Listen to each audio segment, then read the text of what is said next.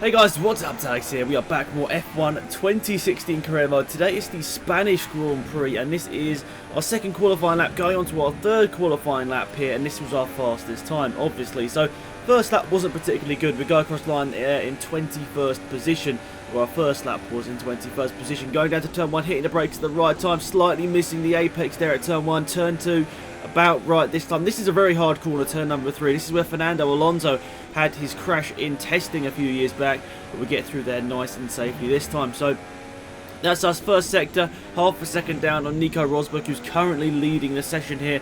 And, well, I don't know what I'm really expecting here today. Spain is not particularly a track that I've done well on in the past, but if I can get a good lap in here, I think with the new wheel that I'm using, the Logitech Driving Force GT, like, even though it's not as good as the G27, for some reason I seem to be driving quicker with it. So I guess that is a plus side about going backwards in a way. So here we are, going down the back straight here, DRS open, and pretty much been down on our delta the whole lap until that point there. Just before the DRS, we managed to get up on our delta and we get through the apex there perfectly as well. So this lap looks like it will definitely improve on our first lap time here around Spain, and hopefully it will move us up the order quite substantially. So around the last couple of corners here in Spain, we've only got the chicane is the main part of this track remaining now. Hopefully we can get it right. So the left-hander here, nicely done through there, and right over there, slightly hopping over the curbs. Round the final corner here in Spain, sliding a little bit. Oh, we've made a slow mistake through there. It was only tiny, but we did lose about 0.3 of a second from that bit there.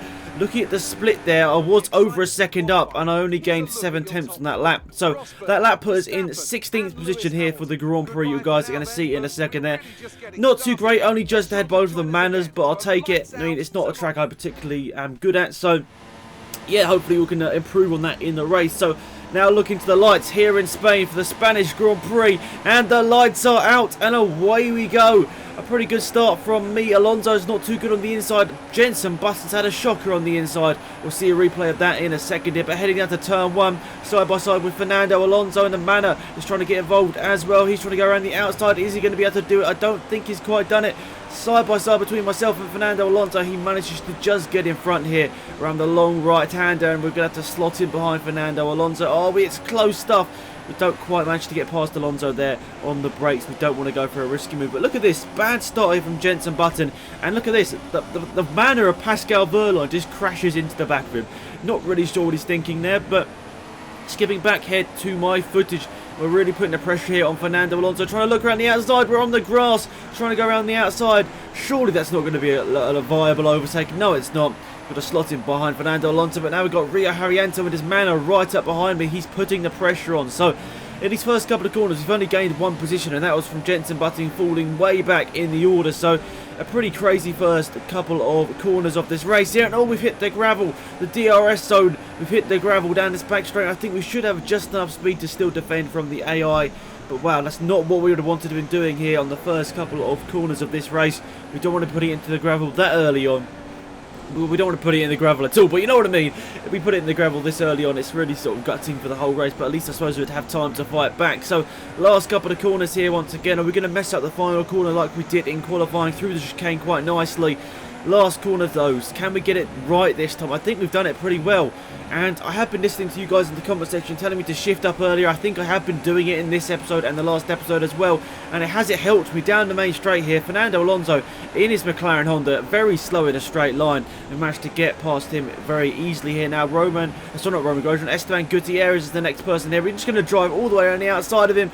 Surely not. Round the outside of him. No, it's side-by-side stuff here with Esteban Gutierrez. Round the outside of him and down this corner. No, still not. It's side-by-side stuff. Really close racing between myself and the Haas of Gutierrez here. Nearly contact. So nearly contact on the brake. Surely this time we'll get back past him. And I think there we go. We finally get the overtake done on Esteban Gutierrez. So let's have a look at this replay then, guys. So at this point we're already past Alonso. We're trying to go around the outside of Gutierrez.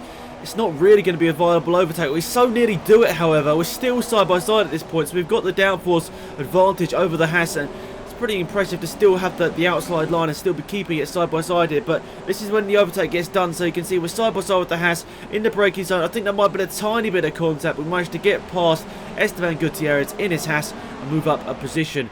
And this is a really weird glitch that has started to happen. Gutierrez pitted, and basically him and Jenson Button went side by side for like 4 laps. I watched this whole footage and I was like, what on earth is happening here? But basically, one of them pits at the end of this lap, and then they sort of go to full speed, but they were going side by side at like half speed for like 3 laps. It was really weird. Now looking towards the front of the field here, you can see Kimi Raikkonen, who has stopped at this point, is coming past the car that hasn't stopped here of, I think that's Julian Palmer, but also is trying to get the overtake done on Valtteri Bottas down into turn 1. Is he going to be able to do it? Side by side, I think he's just about got past him, so a good there move from Kimi Raikkonen. So lap number 10 of this Grand Prix, and we haven't stopped yet, and Lewis Hamilton, who has stopped, is really closed up to the back of us here, but this is our pit stop lap here, so I think we've done pretty well. We're leading the Grand Prix. Yes, I didn't expect to be saying that starting way down the field, but we led the Grand Prix coming into the pit lane here, and I'm not too sure where we're going to come out really. I don't think we're going to be coming out in the points paying positions. I think we'd be very, very lucky to be coming out in those positions, but look at this. Rosberg's just set the fastest lap of the race, so he's going on a bit of a charge to try and close down Lewis Hamilton in the lead of this race, but nonetheless, we're in the pit lane now. We're switching over to the soft compound tyres, so we now should be a lot faster than the cars that we're going to be coming out behind. So that should hopefully be a bit of an interesting race to try and close down these guys. So heading out the pit lane here in 16th position here behind Fernando Alonso. So you can see here, we were ahead of Alonso, I'm pretty sure, before the pit stop stages. And now we're behind him by quite a long way, but we've got the soft tyres on now. We're going to have the rich fuel mixture as well. We've basically got it all saved up here for hopefully what's going to be an epic last couple of laps. So on to the 13th lap of the race here. You can see we've got the DRS active here, and we're closing down on a big group of cars. Alonso, Hulkenberg, Massa and Kvyat are the people in this one. We go around the outside of Fernando Alonso. What an incredible overtake. And look at the superior grip on these tyres. We managed to go past Nico Hulkenberg. And whilst they went past Nico Hulkenberg, him and Alonso made contact. And I think it was Alonso who spun round there. So that was a pretty good little sort of part of the race there. 2 overtakes in the space of, 2 corners.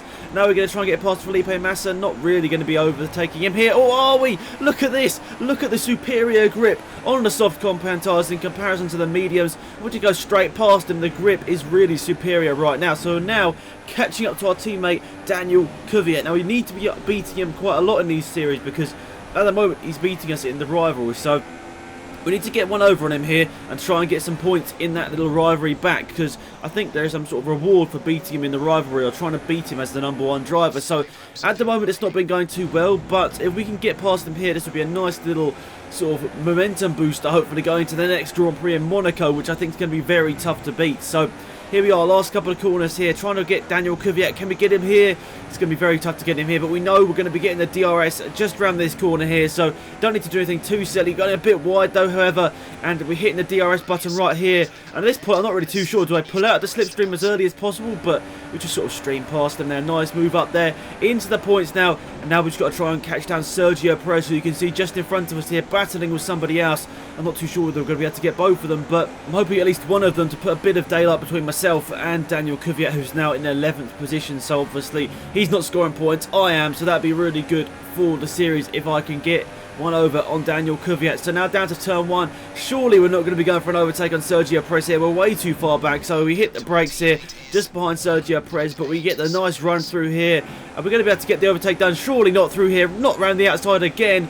The grip is starting to run out on these tyres, obviously. Now we have not quite hit the cliff, but the degradation on these soft tyres, especially around Spain, is definitely worse than in other races. So down the inside of Sergio Perez, we can't quite get the overtake done here, but we've got the outside line here, surely. Oh my goodness, Perez, what's he doing? Perez has just sort of swiped across us there. That's not nice racing whatsoever, but now surely down the inside we'll get past Sergio Perez and move ourselves into 9th position. Still there's a bit of contact, Sergio Perez, and you can see I try and give him a bit of his own medicine there, but I make a slight mistake. I tried to sort of cut him off a little bit there, but well, I've got a bit of a bite back from that, because now I've got grass all over my tyres, and I think he's going to get a DRS as well. So you can see he's looking to the outside. Is he going to get the overtake done? He's trying to go around the outside, and he's not quite been able to do it. And I've run a slight bit wide there, but we've got ourselves into 9th position here. So last lap time here, Sergio Perez putting the pressure on me here. This contact again, I'm not sure whether it's me or him really. I don't know whether he's turning into me or whether I'm not turning it at the right point, but I don't feel like I'm particularly doing anything different to what I've done in the past. But these tyres are really starting to go off now. I think I pretty much hit the cliff on this last lap of the race here. You know, the degradation wasn't mad, but, you know, I've definitely felt a lot of degradation in these last couple of laps here. So now down the back straight here, he's going around the outside with DRS. We're on the brakes here. Slightly missing the apex, are we? We get out of the corner, and oh no, look in the background, look in the mirror. Daniel Kvyat's got him. Let's have a look at this in the replay view here, but we're defending on the inside line here.